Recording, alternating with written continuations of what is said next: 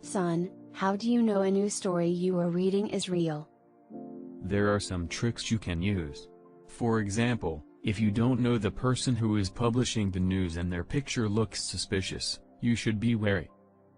Moreover, if this person doesn't have more publications, that's an alarming factor, and if their contact is a Gmail address, that's also a bad sign. Well, the news I read didn't have a picture of the person. I don't remember if it had an email address. Where did you read the news? I don't know.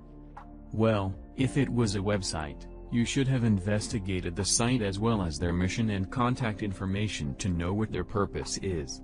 If they intend to inform people, their information will be impartial and objective. The best way to test this is by comparing the news they are sharing with the most reliable and prestigious sources. If the news from the most reliable sources don't have the same details as the news you are reading, then it's likely you are dealing with fake news. What about the format of the news? Did it look normal? Similar to the articles you read online in reliable newspapers? Yes. It was the same, but the story was written in Portuguese from Brazil. Oh, yes. Did you look at the URL? What is the URL? The URL is the address of a specific web page. In Portugal, every reliable news site ends in PT.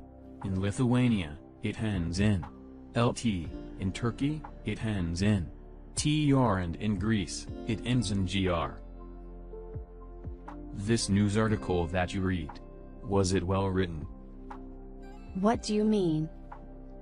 If the article had spelling errors, use of all caps and dramatic punctuation such as, then it's unlikely that it was reliable news. What about the date? While I was reading the article, I was a bit confused because I wasn't sure if the event happened a while ago or if it was a current event. The date is very important too. If an article is being taken out of context and out of the proper timeline, it will probably be irrelevant to current events. Lastly, you should check if the sources for factual information are clearly listed and they can be verified. If they are, it means others can support the veracity of the information. Credible journalism is about gathering facts, so if there aren't any evidences or quotes to support what is being said or written, that's a sign of bad journalism. What made you read that particular news article? Was it a subject that interested you? Or its title was outrageous and that made you curious? Title made me curious. You need to be careful with that, Mom.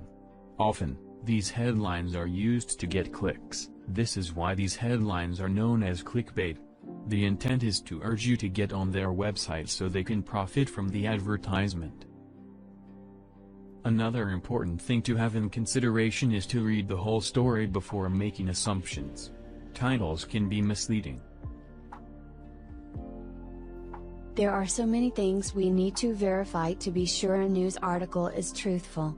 If I do all of that, it will take me forever to read one article. At least, images can't be faked.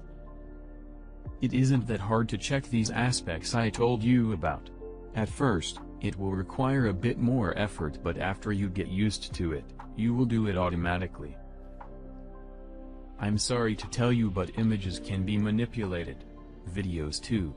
These can be difficult to detect, but you can always search for images in the search engine and apply the steps I told you about in our first conversation.